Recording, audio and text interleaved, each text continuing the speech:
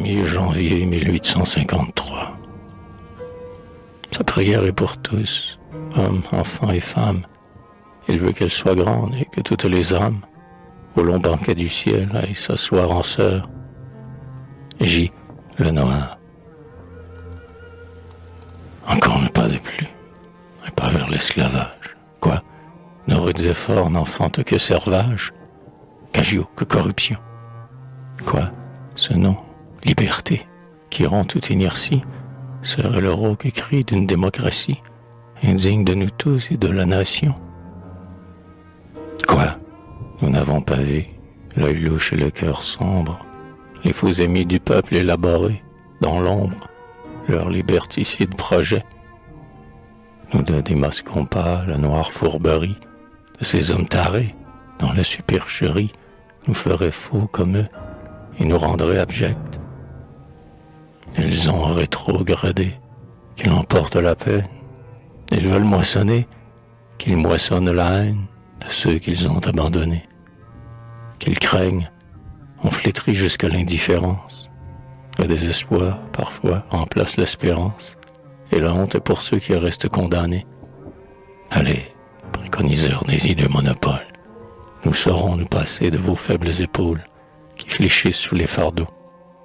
Nous sommes assez forts pour finir notre ouvrage, assez nobles aussi pour dédaigner l'outrage des banaux louvoyeurs qui nous tournent le dos.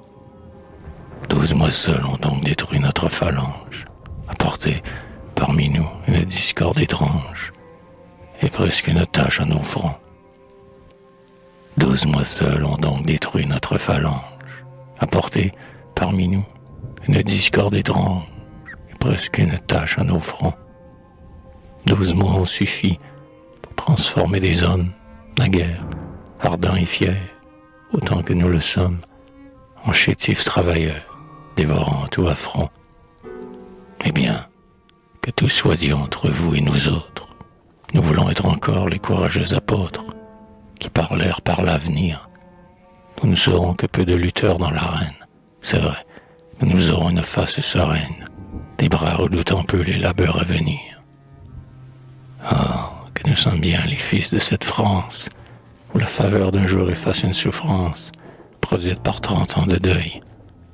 Elle nous a légué ses élans, ses colères, ses francs retours au bien, et ses cris populaires, qui la firent danser sur les bords du cercueil.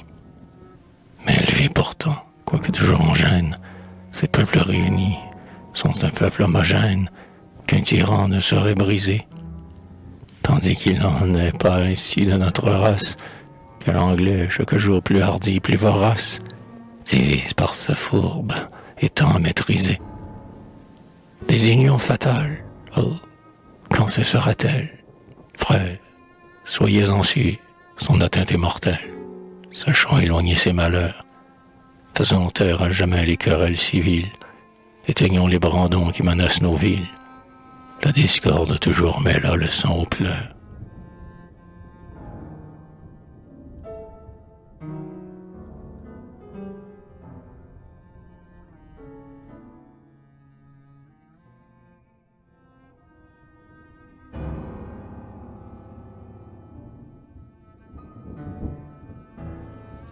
France. Voilà ce sol français qui s'ouvrait sous les trônes, qui fut cette fois fatal aux porteurs de couronne, servant d'écueil à leur fureur. Voyez-le qui s'émeut, à la voix d'un pygmée, qui jette son grand peuple et sa puissante armée, comme une offrande impie au risible empereur. Voilà sa république et sa liberté morte, ses populations généreuses et fortes, partant pour de lointains exils. Napoléon III est de nom et d'audace, est digne de régner sur une telle race, qu'il la tienne à genoux au bout de ses fusils.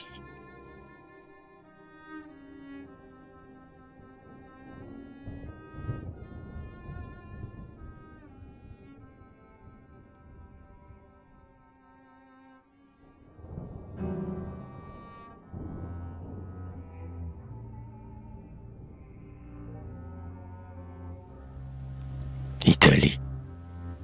Ah, elle était trop belle. Elle fut convoitée. Brune esclave, les rois qui l'avaient achetée la traitèrent en dur vainqueur. C'était lâche. On frappa cette vierge divine, on suya son beau front et sa large poitrine, on la profana toute au bruit de rime moqueur. Un jour, elle rompit ses humaines entraves. Elle se dressa libre au-devant des esclaves qui flétrissaient son sol romain. On entendit un cri de Palerme aux lagunes. Il fut retentissant comme ses infortunes. Ses frères soulevés lui tendirent la main. Elle tomba pourtant, après 2 ans de lutte, les yeux tournés vers ceux qui causèrent sa chute et qui devaient la protéger. Et quel fut son bourreau? La France, son ami, pour une esclave aux yeux noirs. Reste endormi, jusqu'au grand jour Dieu frappeur à l'étranger. Ô liberté du monde, âme de toute terre, allez chercher refuge au flanc de l'Angleterre, asile des hautes douleurs, aborder, s'il le faut, la plage américaine.